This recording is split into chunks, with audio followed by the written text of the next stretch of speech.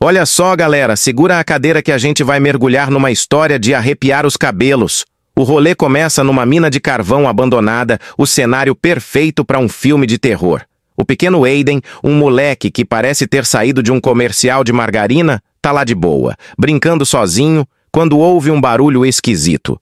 Bateu o medo, claro, e ele corre pro carango do pai, o Frank Weaver. O Frank chega, com uma caixa de ferramentas na mão, e manda um: "Calma, filhão, não é nada." Mal sabia ele que nada era o caramba. Ele pede pro Aiden ficar no carro e se manda pra dentro da mina. Lá dentro, ele e um parça têm um laboratório clandestino, fazendo uns bagulhos que não deviam. Ouvem uns grunhidos bizarros, uns barulhos guturais, e percebem que o bicho vai pegar. Tentam fugir, mas são atacados por uma criatura com garras afiadas e uma galhada sinistra na cabeça. Que fase! Avançamos 3 semanas e conhecemos a professora Julia Meadows. Ela tá num perrengue, lutando contra os próprios fantasmas no banheiro da escola. Na sala de aula, ela tenta passar uma vibe positiva, falando sobre como as histórias conectam as pessoas. Mas a vida real é outra. O jovem Lucas, um dos alunos, tá sofrendo bullying pesado. Os moleques colocam um boneco de pano com a cara pintada na mochila dele e fazem gestos obscenos. Tadinho do Lucas, volta pra casa com a cabeça baixa. No caminho, ele vê um gambá, mata o bichinho com uma pedra e leva pra casa pra... Bem, a gente já vai saber. Em casa, ele para na frente de uma porta reforçada com 2 fechaduras. Checa se tá tudo quieto do outro lado e entra. A Júlia, por sua vez, tá no mercado, tentada a comprar umas biritas, mas se segura. Em casa, ela ouve no rádio que o governo local quer reabrir as minas de carvão. Ela senta no piano, um gatilho para memórias de abuso do pai, e o clima fica tenso. O irmão dela, o xerife Paul, aparece e eles trocam uma ideia. Ela fala que a escola tá osso e ele percebe que o piano a incomoda. Oferece para tirar, mas ela nega. O Paul sai e ela, revoltada, arranca uns quadros do pai da parede. Enquanto isso, Lucas, em casa, furioso, corta a cabeça do boneco que deixaram na mochila. E aí, passos pesados atrás da porta reforçada. Uma voz distorcida e gutural chama por ele e a porta começa a levar umas porradas fortes. O bicho tá solto. No dia seguinte, na aula, Júlia pede para Lucas ler uma história que ele escreveu. O moleque, relutante, pega o caderno com uns desenhos sinistros e começa a ler. É a história de 3 ursos. Um deles fica doente e nervoso por falta de comida. O tom sombrio da história deixa todo mundo de cara. Na saída, um dos valentões que fez bullying com o Lucas encontra cocô de cachorro na mochila e, ao ver o Lucas olhando de longe, vai pra cima dele. O moleque apanha e vai pra enfermaria. A Júlia, preocupada, acessa a ficha dele para pegar o telefone de casa, mas ninguém atende. Só se vê olhos negros atrás da fechadura. Ela decide seguir o Lucas. Ele para na frente de uma sorveteria, olhando triste as pessoas comendo. Ela o convida para entrar, tenta se aproximar, e ele revela que a mãe morreu e o irmão mais velho parou de ir para a escola para cuidar do pai. Quando ela pergunta o que o pai faz, ele foge, pedindo para não ser seguido. Ele encontra um animal morto e o leva para casa para alimentar a família. Júlia, a curiosa, vai até a casa do Lucas, que parece que não vê uma vassoura há tempos. A porta está destrancada, ela entra e ouve grunhidos e batidas ferozes. Ela se borra toda e cai fora.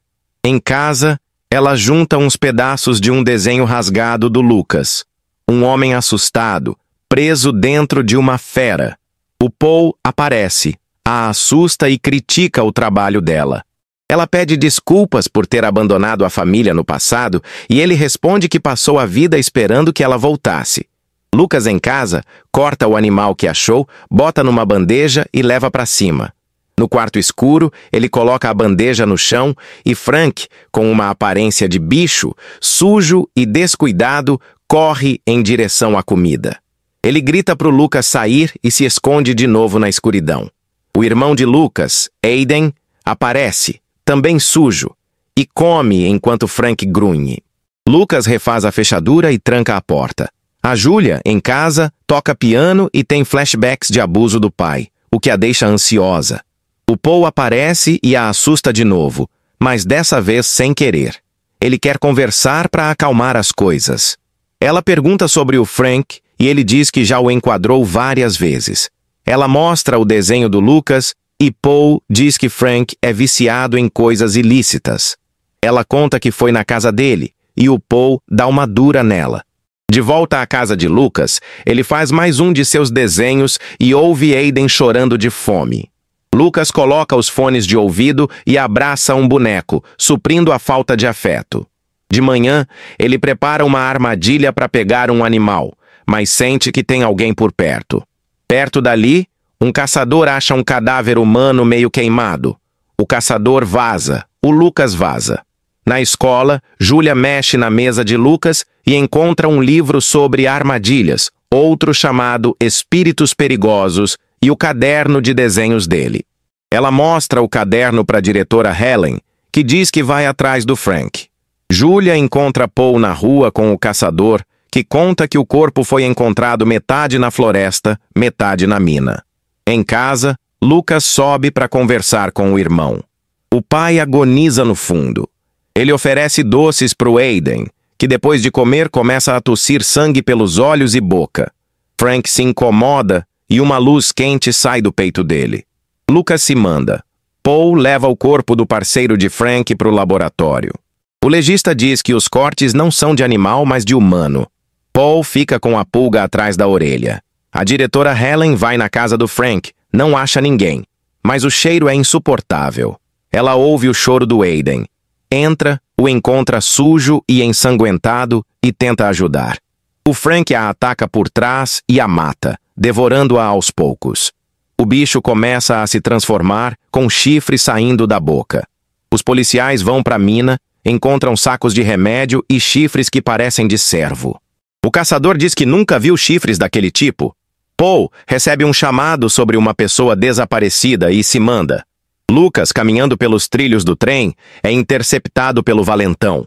De repente, um monstro humanoide com chifres surge e ataca o valentão.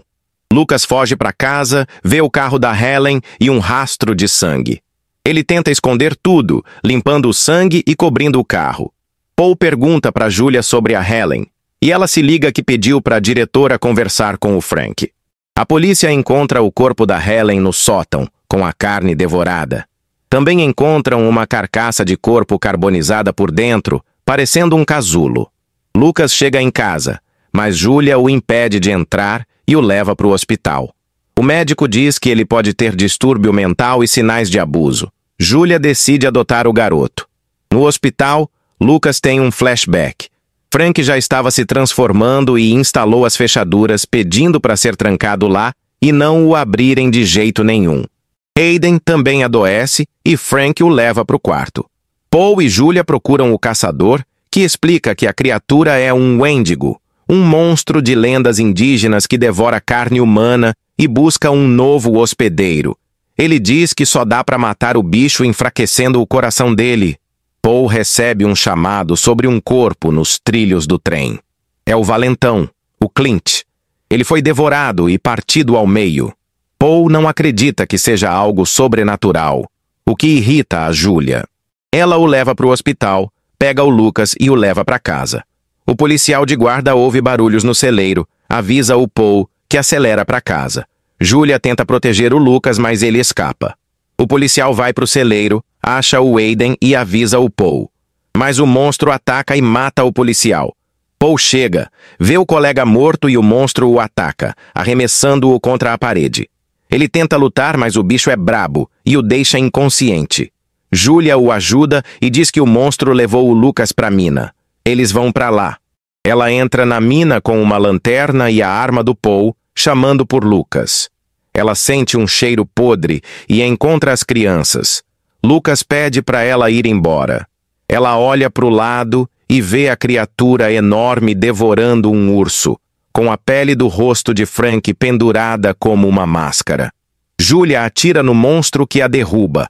Ela acende um sinalizador, atordoando o bicho, e o acerta com uma barra de ferro. Consegue fincar a barra no peito dele, mas o bicho a remove e cambaleia na direção dela. Lucas surge e acerta uma facada nas costas do monstro, que cai. Júlia pega a faca e esfaqueia o peito do Wendigo até arrancar o coração. O coração emana um calor insano e ela o larga no chão. Eles ouvem o grito do Aiden, que está se transformando. Júlia vai na direção dele para impedi-lo, mas Lucas a segura, com esperança de que o irmão ainda tem salvação.